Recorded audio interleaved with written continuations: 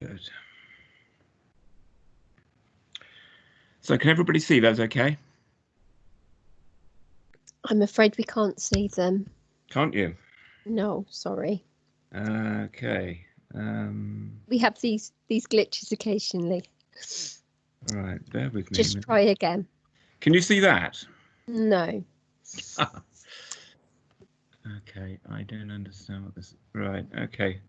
This worked earlier this morning, so bear with me while I just Okay.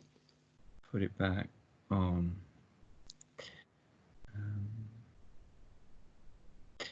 I see what's happened, I think.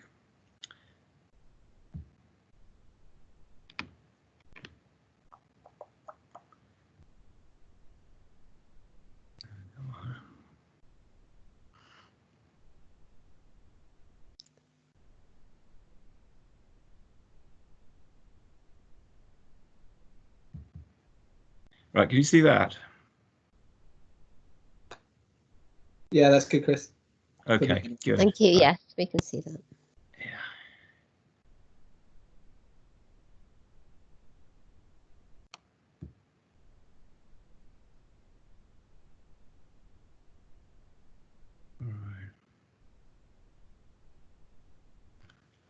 Okay, well, I propose I start now, and I think everybody's probably here.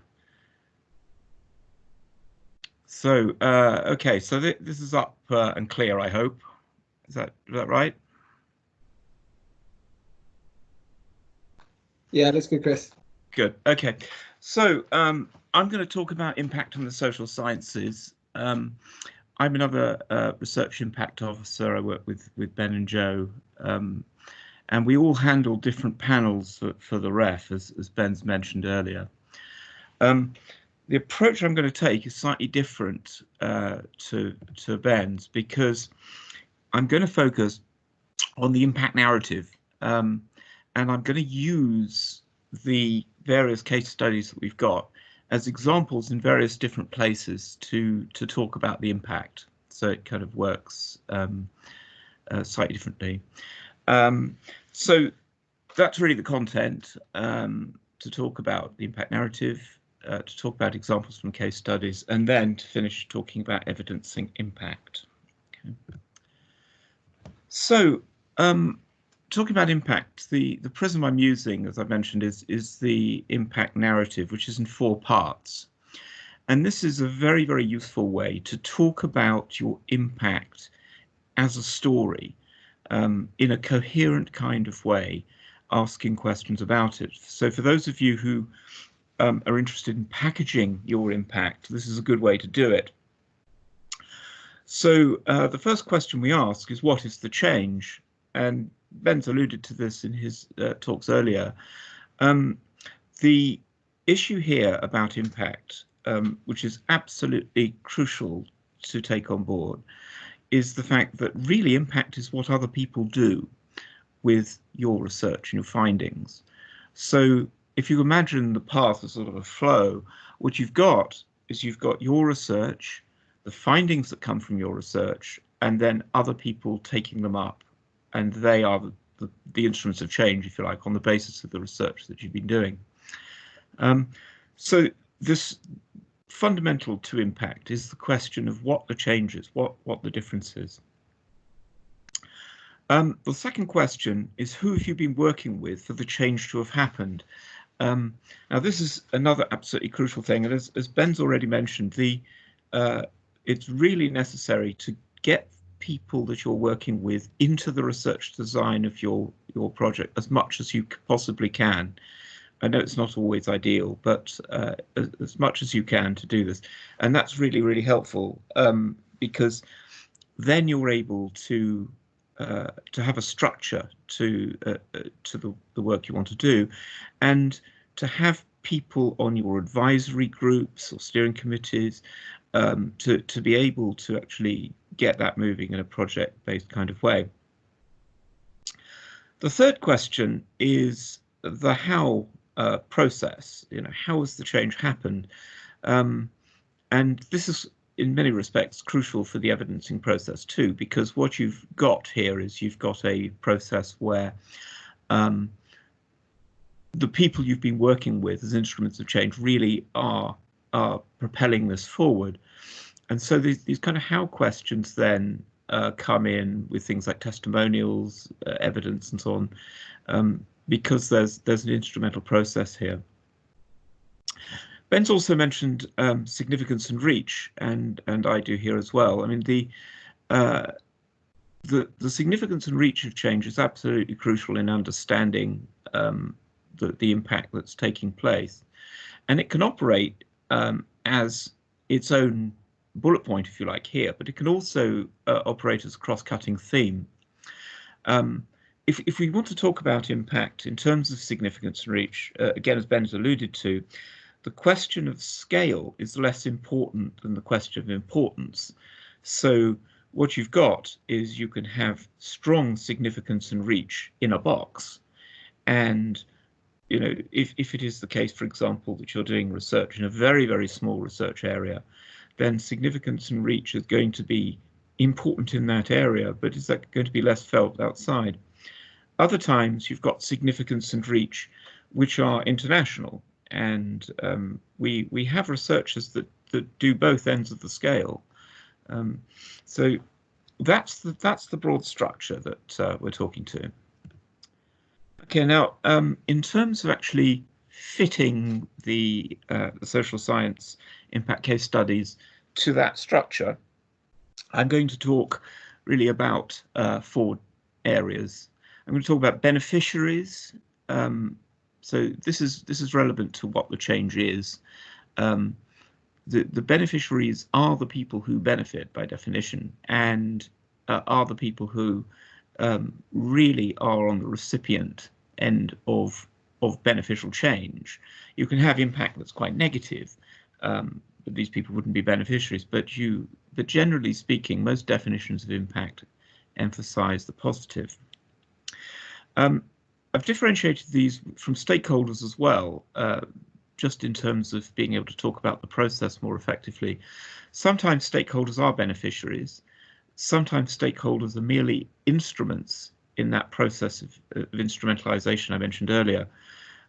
So you effectively have people with whom you work who are the agents of change, but not necessarily the beneficiaries of it. And indeed, one has to be careful in many respects about impact that you don't have a conflict where effectively somebody funds you as a stakeholder in order to be a beneficiary of work that you then confirm. And the various panels don't like that. So one has to be quite careful about differentiating between stakeholders and beneficiaries. Though I've said earlier that sometimes the two groups overlap. Pathways. Now, when I mentioned impact earlier, I talked about the idea that it's about what other people do. Pathways are really the extent to which your work penetrates into the flow process. So if you imagine, for example, that the take-up of some of the work that you're doing by others, that if that's impact, then actually the extent to which you're disseminating and putting information out as knowledge transfer is a pathway. So it's that extent. And you've also got things like conceptual and instrumental impact, how the change is happening. And I see this as very much a mutually iterative process. A lot of the discussion of conceptual and instrumental impact has been really superseded, I think, by contemporary discussions about impact. But what is really, really important here is to understand how these two aspects function together. So to take an example, you can have a series of ideas, and those ideas could be conceptual impact that inform the ways that things are done, I mean, policy and practice. And when those things change, what you have is you have more conceptual ideas coming through, and that in turn gives rise to a different form of instrumental impact. And so this is a cyclical process that goes round and round and is mutually iterative and reinforcing. So the way that works is also quite important. I'll talk about that. As I mentioned earlier as well, significance and reach are cross-cutting here, so that's that area. Okay, so the way I'm going to broadly put this together is that I'm going to talk about beneficiaries under business management, stakeholders under law, pathways under education, and I'm going to talk about links to other panels because quite a lot of the area that technically falls under my panel, Panel C, really has much of its instrumentality outside of the social sciences directly. So, okay, so beneficiaries. I don't propose to go into these projects over much. The main aspects I want to draw out here are the people who benefit from the research. So in Pascal's case, the first one, the beneficiaries that are coming through here are young African entrepreneurs. For the most part in Nigeria, there are some other areas as well in the region like Ghana that are also beneficiaries here. But the point is that we have beneficiaries from the research here who are able to make a difference to their own lives and to the lives of their families, and it gives them life chances that they didn't have before. And we have quite a lot of evidence coming from this of ways that this has affected all manner of different things, from education to government policy. So that's absolutely critical in terms of changing people's lives and opportunities. In Jenny's project, this is more than gender equality, I think, in terms of the beneficiaries. There's a lot of work, for example, in boardrooms that Silka is doing. There's a lot of questions about things like mentoring as well. And one of the things I think that's come through the work there in terms of things like mentoring is that people are given chances. They're given self-esteem that they didn't necessarily have before. They're given opportunities to really improve their position. And again, this is one of the things that comes through in our in the impact, really, in terms of helping people, being a benefit socially and economically. The third one, Aurelian's, is also quite important. The area here is about effectively communities in the Congo Basin, for the most part in Cameroon, but not just there. And what's happening is that there's improved forest governance and things like civil society. But what we've got here is we've got a consistent level of logging, illegal logging, criminal violence, and anybody who opposes these people will be killed. It's a very unpleasant situation. So trying to improve the way that central government deals with this, stop things like bribery and corruption, and trying to effectively give people rights in places and protect them. These kinds of effects on beneficiaries are really, really important, and they give beneficiaries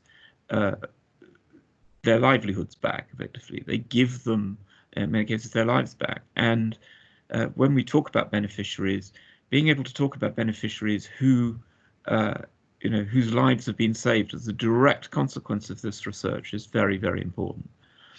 So that's some of the beneficiaries coming from business and management. Okay, law. I'm going to talk about Pete Walton's stuff here. Now, some of you will have seen his talk on Tuesday, and I will make reference to it on and off.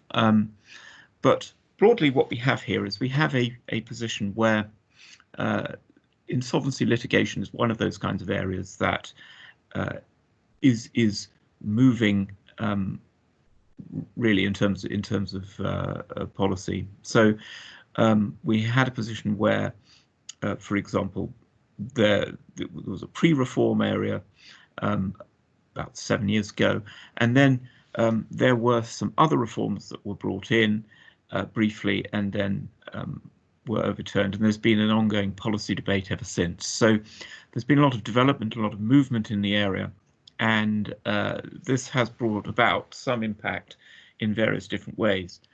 Some of that impact has been what we would think of in terms of significance and reach as impact in a box, for example. But others of it is truly international, and some of the pre-pack stuff, for example, involves Australia and reforms being made there. But what I want to concentrate on here are the stakeholders who are involved in this process. And there have been quite a few of them, and they have been a mixed bunch. The first group in Parliament, for example, and this shows real achievement in terms of this research and in its impact, being able effectively to have proof, either in the form of early day motions or in the form of testimonials, from the heads of two main political parties and the senior management and leadership of another political party, in cross-party support for the work that's being done. There are also debates, and I think this is also an important point to bear in mind here about stakeholders. Parliamentary debates are a good vehicle to see how these ideas play out, and when people mention your research and do it in a way that is framed by policy discussions, that's really, really useful and important.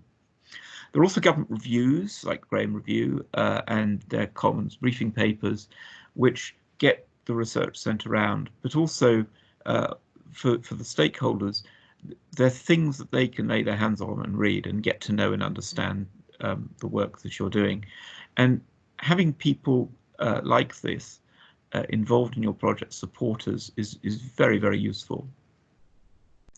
Second group's creditors, there's a whole issue involved in this research about the creditor and where they are with things, generally speaking. Some aspects of reform give them a greater degree of ability to recover their funding. Other aspects of it are more problematic, and there's a balance to be drawn with it. But quite clearly, if you are in a position where you've invested in a business that's gone bust, you want to try and get as much money as you can back out again, and there are limitations to your ability to do that. And there's obviously in any discussion, there's going to be effectively a discussion of ideas about how that would happen and what the benefits or otherwise would be of going down certain routes. The Treasury is another one. There are tens of millions, more than that, hundreds of millions of pounds due to the Treasury if the situation can be reformed, and that's absolutely crucial. It's public money. So they have an interest, for example. Trade bodies also have an interest. The Federation of Small Businesses is one of many different organisations interested in Pete's work, and the final one as well, I put it here as under the legal profession. There are other aspects to it than just the legal, but the recent report that Pete's done, which he was talking about on Tuesday for Manley, is a really, really good example of a piece of work that it works with a stakeholder. It sets out all of the different issues and questions and what the possible situation is and what people's obligations are. It's very, very clear, and there's a whole data set that's involved in it as well.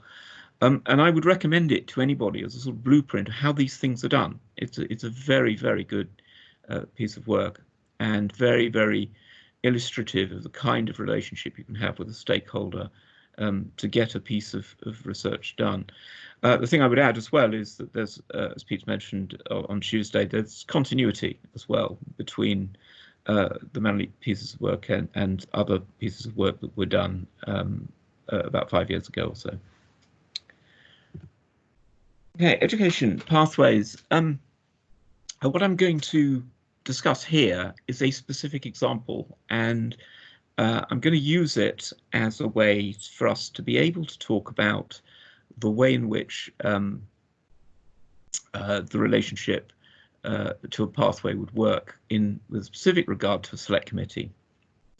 Now, the process here, generally speaking, is that people will do research and there will be a call by a committee, and people can submit their research and their findings to the committee, generally in writing first, and sometimes people will be brought in person to give evidence as well.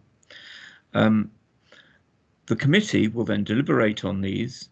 There may also be associated parliamentary debates running alongside it, and that information is then compressed by the committee into a report, and that report will have a series of recommendations.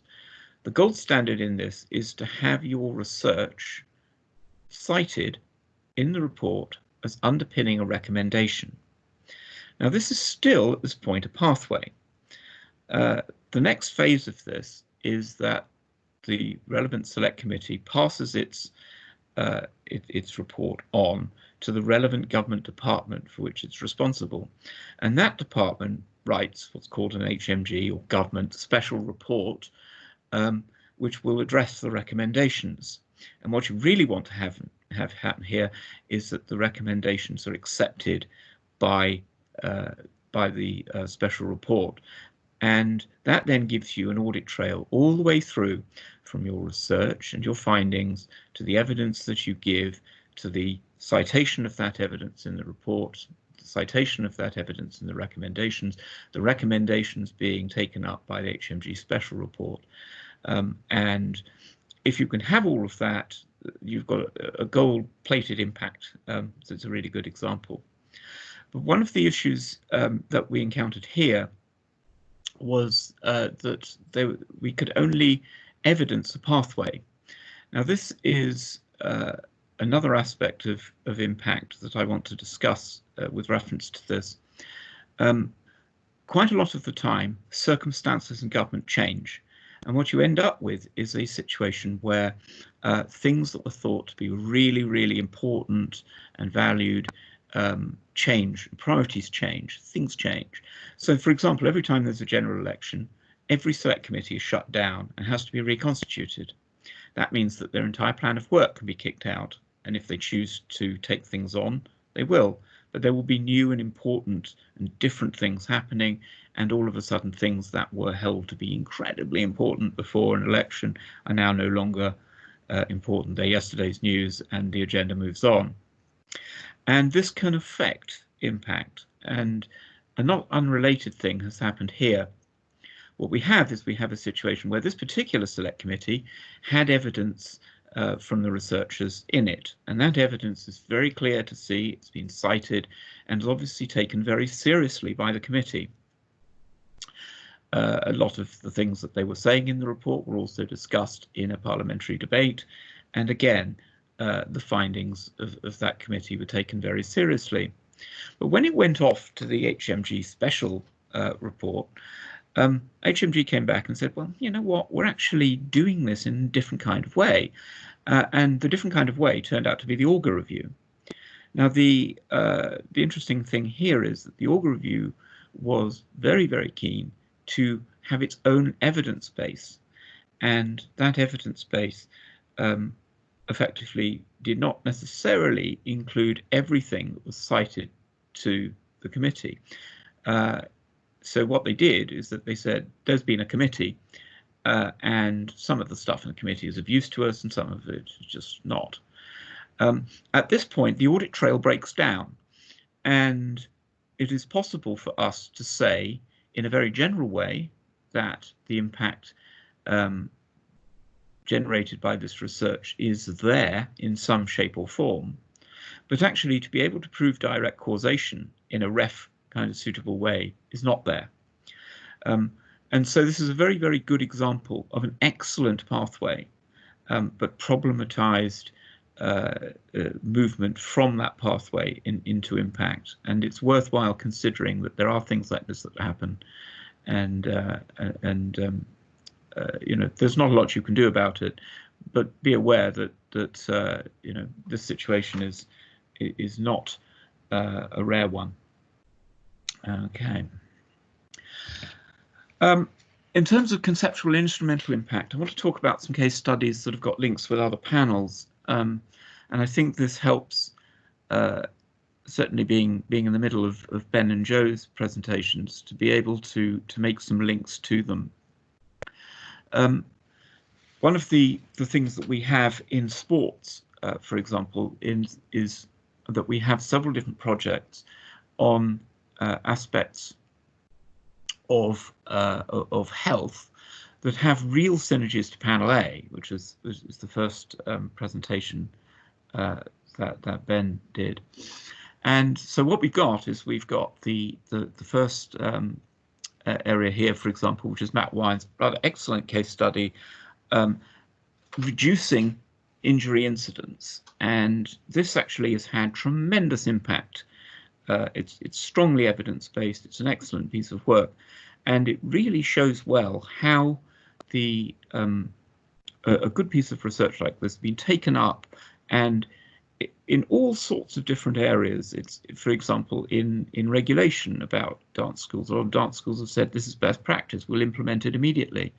So you've got some excellent impact coming through there, and these are really important ideas that actually influence change. George Metzios is one as well, and exercise medicine has had really strong impact in terms of rheumatism, in terms of as well with the NHS, and we have testimonial information from the NHS that talks a lot about the effect that research has had.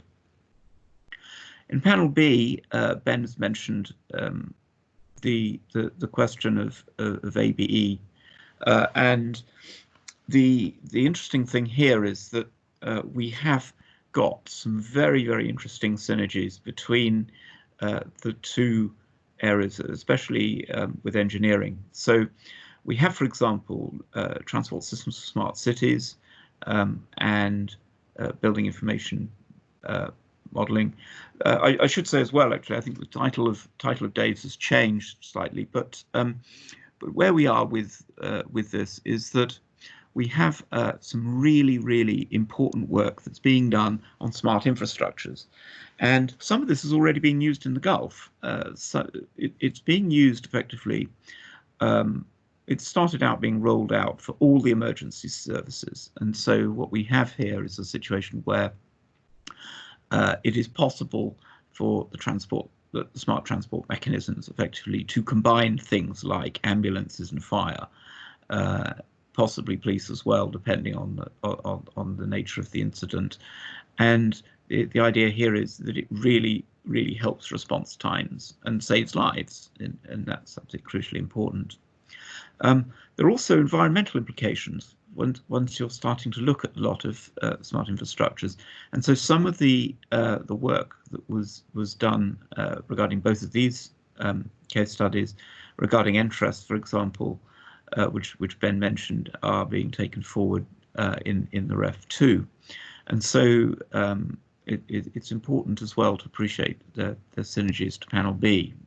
Now, in terms of history, one of the things I think that's been really good here, and we've had two different case studies regarding education, is that you're changing the way that people are looking at things. And I think particularly in terms of things like the public commemoration and discussions about professional military education, these have got strong significance and reach to them. The public commemoration, for example, was informed by Gary in ways that would not have been possible otherwise. And we have other questions which are coming through in terms of sorry, I've got something coming up here. Right. Ignore that, Chris. I accidentally clicked the wrong thing. Oh, okay, right. Okay, so So where we are with this anyway is that we have, for example, other militaries around the world that are being educated in terms of ways that things are happening, and Keith's work as well on trade union education and heritage has been crucially important too. So we've got some ideas here, going back to conceptual and instrumental impact of the ways that ideas are influencing the way that things are done, the practice, the policy associated with them, and the documentation naturally changes too. Okay, in terms of evidencing impact, there's some things I'd like to bring out from what we've had here. The first aspect of evidencing impact is echoing the impact narrative, and the impact narrative, as I've mentioned before, is about what the change is, with whom you've been working to get it, the how question about how it works, and what its significance and reach are. And those things together, in terms of any evidence that you have, would be really nice to try and echo. I know you can't always do it, but being able to get as much of that as possible is really good. There's evidence in policy as well, and we've seen this in several different forms. One of the things, going back to Pascal's project in the business section I was talking about earlier, Pascal's actually got a piece of work, sorry, a significant piece of impact evidence in terms of a letter from the African Union that confirms how happy they are with all the work, and he's got a certificate from them as well. So being able to evidence things in policy like this is really important, and all sorts of different practice documents come through as well. I've already mentioned things from the NHS and dance schools as well, but there's all kinds of different other practice that we've got through. And obviously there's evidence from testimonials. Being able to have something that echoes the impact narrative, that talks about all the different effects that you've had from somebody who's actually put their signature on it and is on letterhead, is really, really good to have. And I thoroughly recommend that there's an ongoing conversation. Ben's mentioned this earlier as well. So in summary, we've talked about the impact narrative, gone through some examples from some of the impact case studies, and talked about evidencing impact. So now, are there any questions? Thank you. I think as we're running a little bit late, I think if you've got any questions for Chris, if you just put them in the chat bar, and then hopefully he can answer via the chat. And then I'm just gonna, if you can stop sharing your screen, Chris, and then we can get Joe's started. Yeah, sorry, I'm having a bit of problem with this. Bear with me a minute. Okay, I think I'm out. Are you there and ready, Joe? Yeah, do you want to put it up or shall I? Yeah, no, I can do it. Okay, that's fine. I just need to request control. Sorry, hold on.